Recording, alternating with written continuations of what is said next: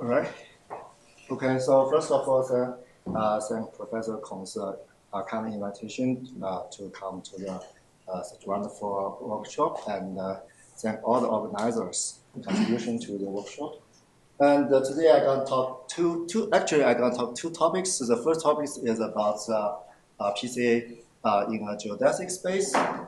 So this is a joint work with my RA, Jiaqi Hu, and Professor Zhenghua Lin from NUS, and Professor Xueqing Wang. Actually, our study is motivated by our data analysis because we do a lot of brain image analysis.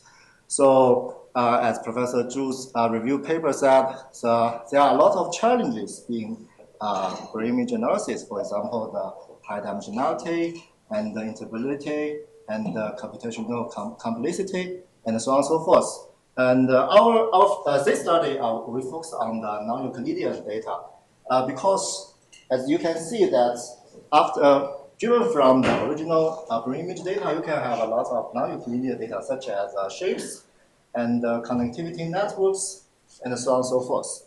So when we deal with non-Euclidean data, our first question is, if I have any, if I don't have so much knowledge about brain disease, and we want to know, is there any information that data we get that inside our data set? So the most common way for us is to do the unsupervised learning, right? So the unsupervised learning, in the unsupervised learning method, the most common method is to do the principal component analysis. But when we turn to the lectures about the principal component analysis in the non-Euclidean space, the result is not so satisfying. So first of all, we want to discover the geometric structure to identify the principal geodesics that capture the fundamental data patterns in the metric space. And secondly, what we want to do is to do the dimensionality reduction. Actually, we want to project the complex objects to a much more simple Euclidean space, so that we can do the downstream tasks. For example, if you want to do some regression and classification and clustering and so on and so forth. But there is no such method that can satisfy all our demands simultaneously.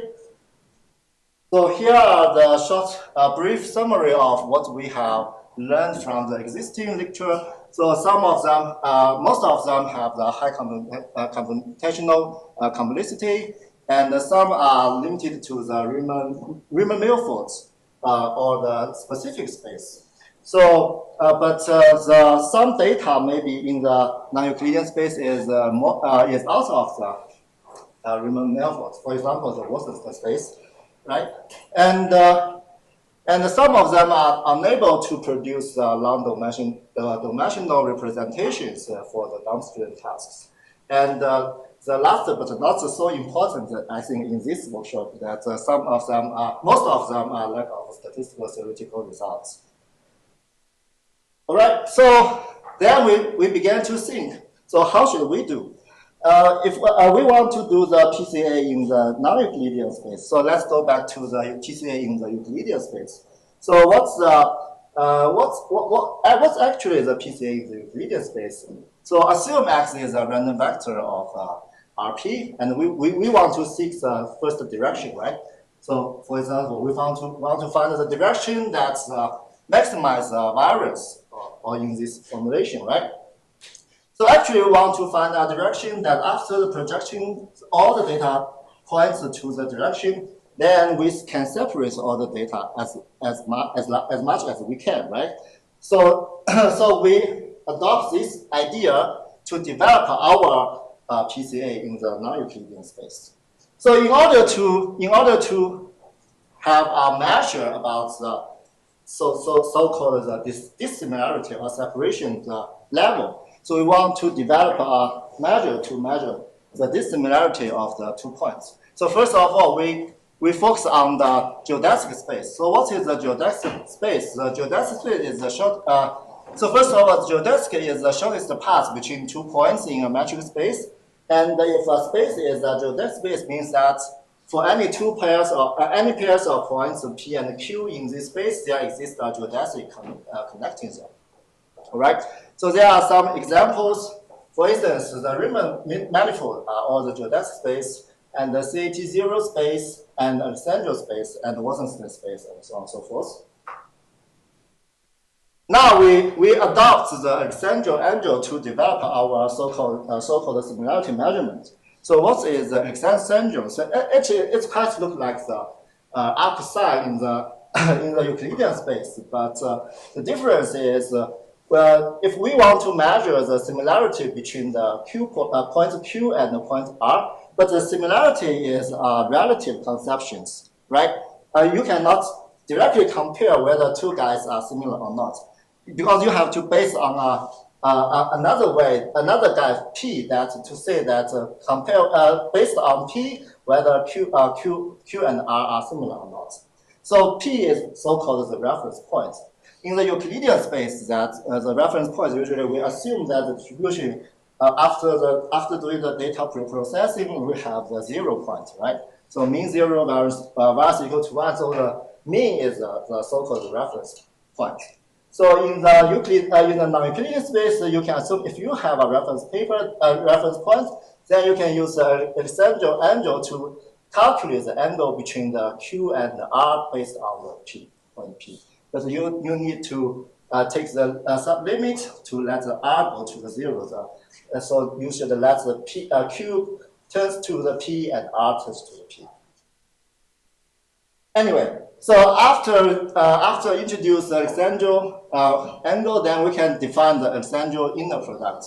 So which is very straightforward, just like the inner product in the Euclidean space. So this is the distance between the reference points P and the target point Q times the distance between the reference point P and the target point R, and then multiply the cosine of the Alexandria between the Q and R based on the P. All right, so this is quite similar to the 2 points in the. This is a similarity of the in the non-Euclidean space. And the byproduction is that we can also define the orthogonality that just lets the inner product equal to 0. Then this is means that the 2 points are orthogonal according to the reference point P. Okay, so it is equivalent to the inner product in the Euclidean space if the space is Euclidean. All right. So after we define the similarity or this dissimilarity, then you can define what is the first principal component. So by the form of the Alexandria inner product, we propose the following objective function. That's maximum of expectation of distance between the x and w based on the reference point and T square. But we need a subjection that the w is in the circle of the reference point mu, right? Because we only care about the direction, we don't care about the scale of the w, right? Okay, so if we plug in the Alexandria inner product, then we will have the objective function can be simplified in this form. Right, then we have our first principal component, which can denote as a W1 star that takes the argmax of our objective function. So here are some remarks. So first of all, you have to select the reference points first. So usually we choose French mean or geometric median as our reference point, because we can regard the reference point is just a standard point in your data set, all right? And W1 star is not unique, even if we constrain that the W is inside of the MR. And we denote that all the solution of this, so we denote that this is all the solution for this objective function. And the distance between points and the finite set is defined as the minimum of the distance between the x and any elements in the set space, all right? Okay, so after we find the first principal component. We can also find as much component as you like. For example, you want to find 10 different components. Then you just find the components that explain the rest information the most, right? So just follow the formal definition. Okay, so then if you can write all the k principal components to one objective function, that is to find the k different direction that to to maximize this loss function objective function, correct? So this is an illustration of two components, but again, this is not a unique solution for the space. Okay, another byproduction for our definition is that if you already find the direction, then you can also calculate the so-called the principal component score, or the loading in the Euclidean space, right? So the loading is defined like this. That is the distance between the x and the mu, and times the cosine of the Alexander angle between the x and the wk. The case loading can be calculated in this way, just very like the loading in the Euclidean space. Right. So this is the definition of our principal components, and how to estimate it. We just use the sample objective functions to do estimation. All right. And what we also introduce trick is that because in the Euclidean space, we should ask all the components are orthogonal to each other. So if you strictly follow this restriction, it is very hard to do the computation. So we release this restriction that by adding a penalty, that's the cosine square of the Alexander between two directions. So therefore, our final objective function to be this. And then we can find out k different principal components. And actually, we adopt the LIPO algorithm to deal with the general geodesic space. Although it is not so efficient, it's not very efficient, but it's doable still. But when it turns to the Riemann manifold, there is a lot. We develop a much more efficient algorithm. If you are interested, you can check our paper. And we also develop some consistency, and the convergence rate is also optimal based on some assumptions. As well as we also show in theoretical that the choice of the reference points is relatively will not so dramatically affect the results. Okay, and we apply our method in brain connectivity networks data that contains some emotion task data that originally it has 69 regions of interest which focus on 8 tasks relevant to our eyes. And we have nearly 300 participants and over 176 time points. So in the end, we have a brain connectivity, which is 8x8 covariance matrix. And then we apply the so-called geodesic principal component analysis to identify the principal components. So the variance explained by the first 3 components is in this level.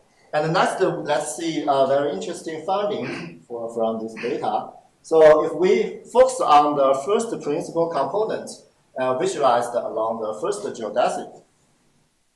So this is the first component, the loading of the first component. You can see from the left-hand side to the right-hand side, the patterns of brain connectivity is quite different, right? So when you deal with an emotion recognition task, so this person just active a relatively small region of interest to deal with emotion task. But this person nearly active all the other region of interest to do this, right? And we found out that the older, the lower scores. So age are related neural decline or greater emotional processing maturity. And then another interesting finding is that the females has a lower scores. So the females are in the left-hand side, which means that females have a higher sensitivity and intuitive efficiency in the emotion recognition. Right. So this is our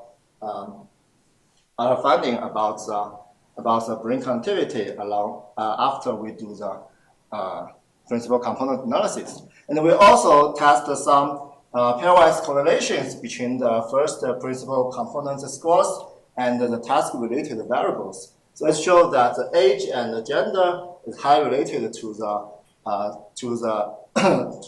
variables, and also the accuracy of the emotion task and accuracy of the face recognition task are all related to it, but the reacting time is not so quite related.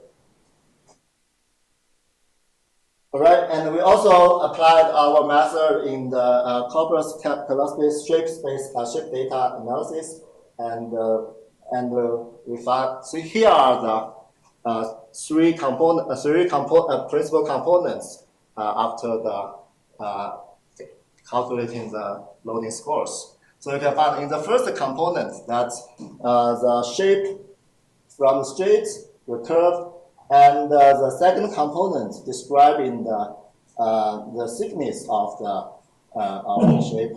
And the third one is has a pattern that the small upside and a large downside to the large downside to small upside, a small downside. So this is three different information reflected by our three principal component analysis. Do we comment them? Oh, right. Okay, so this is first work I want to share with you. And another work, maybe I go it very quickly. So another work is... If you want to allow for a question, you really should summarize. You have 1 minute. Okay. All right. Anyway, so the second work is about the modality learning. So our key idea is what?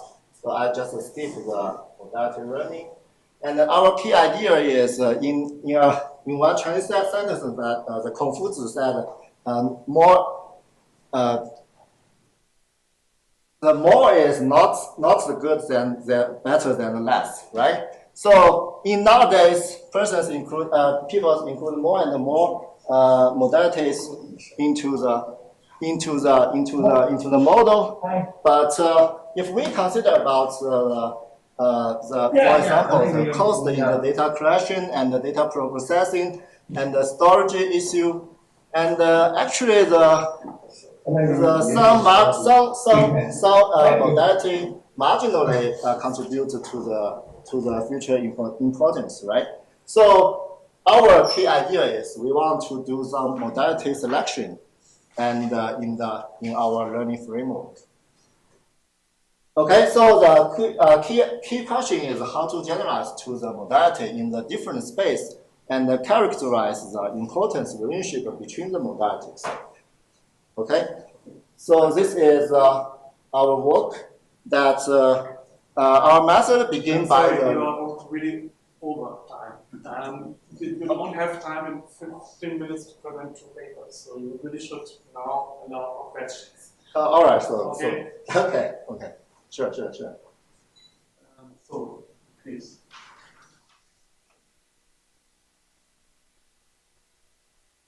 Yes, I have one question. For the first part, you said there are many things, there exists a lot of literature, but you didn't mention at all the literature about essential dimension reduction. Are you aware of that? Because that is also related to highly nonlinear relationships and presents alternatives to the classical principle one. Yeah, actually, we do have some little review on the dimension reduction, but the main idea of the dimensional reduction is to just use this notation that you have a y to do the dimensional reduction. But our task the first is unsupervised learning. We don't have y here. Not generally. The literature also considers, let's say, non-supervised. But okay. Well, I just want to maybe you have a referee who then will pick, that. Yeah. Should mention that. Okay. Thanks a lot. Okay. We come then to our next speaker. It's Geodesic.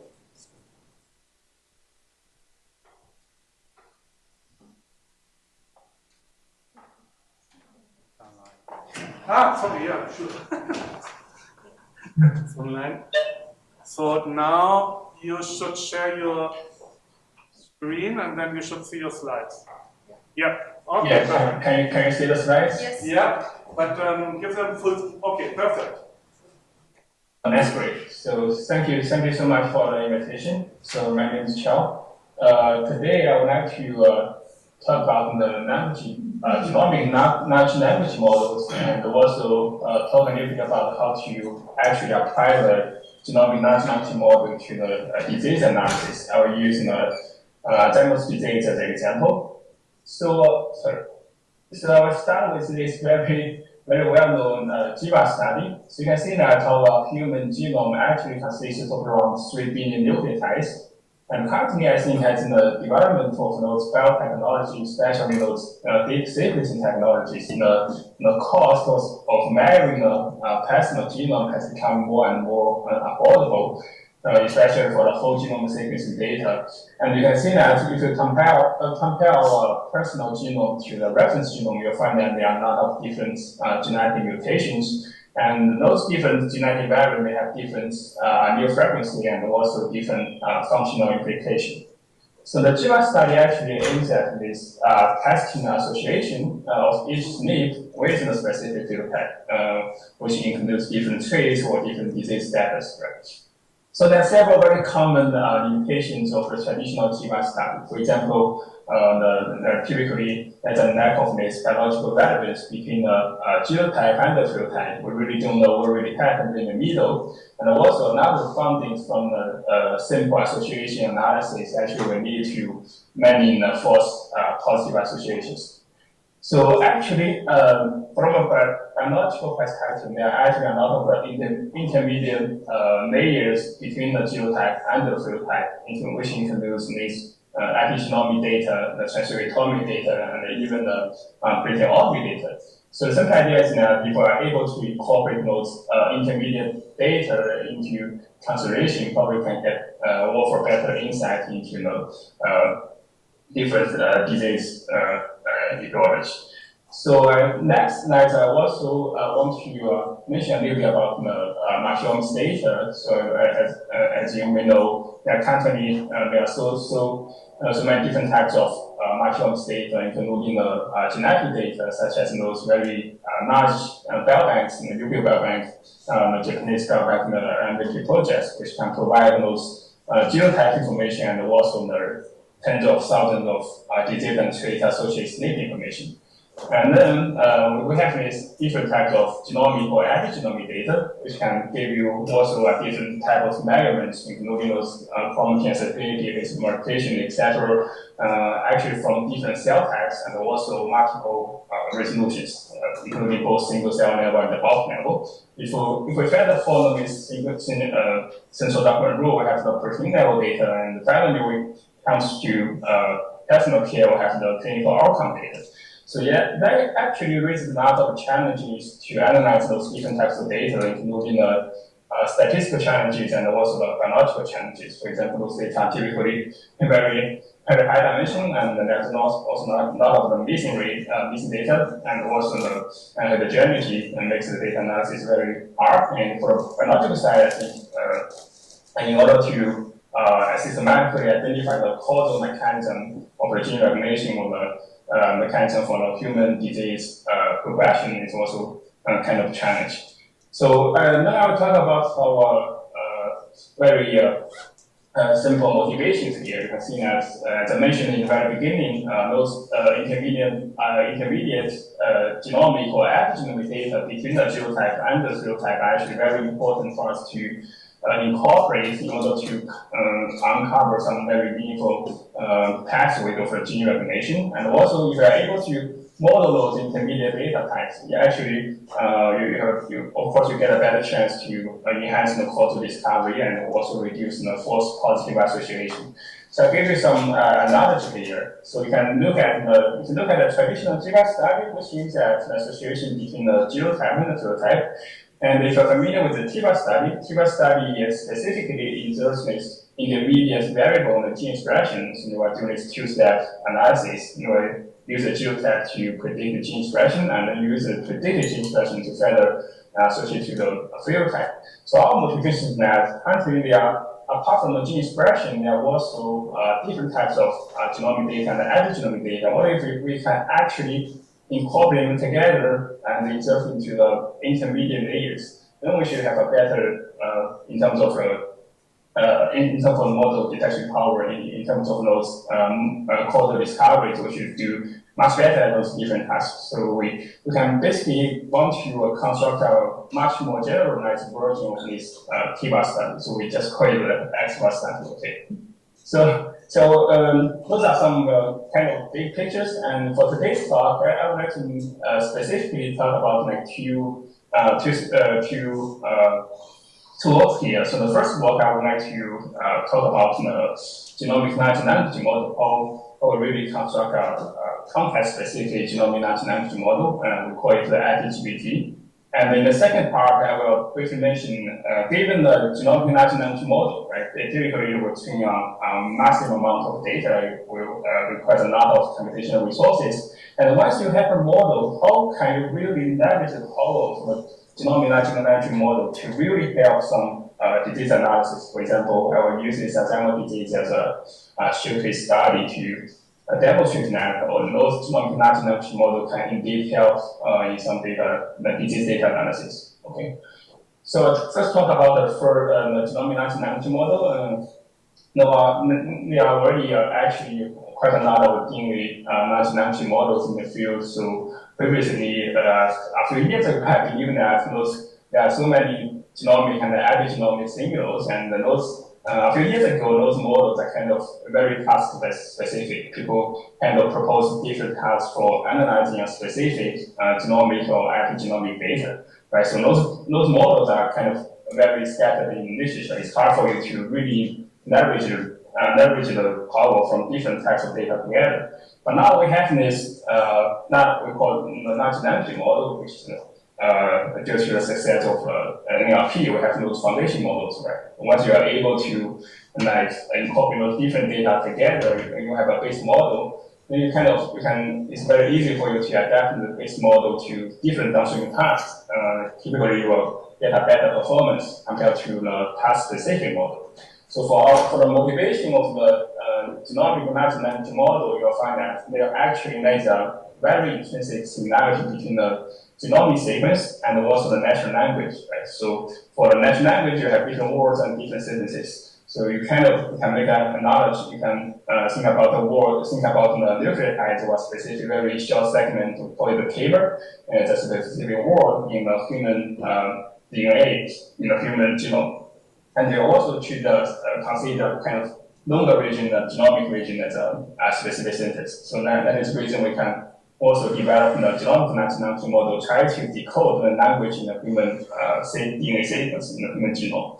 So that actually motivates us to develop this epigenomic natural language model. We call it an IPGPT. So you can see that the model actually contains several different modules, and the input actually contains two parts. We have we need to use the DNA sequence as an input. We typically will represent the DNA sequence as a one-hot representation, and it's a very long DNA sequence. Of course, we need to do some segmentation to divide it into different words, right? So in order to let our model to learn a complex relationship among those different words.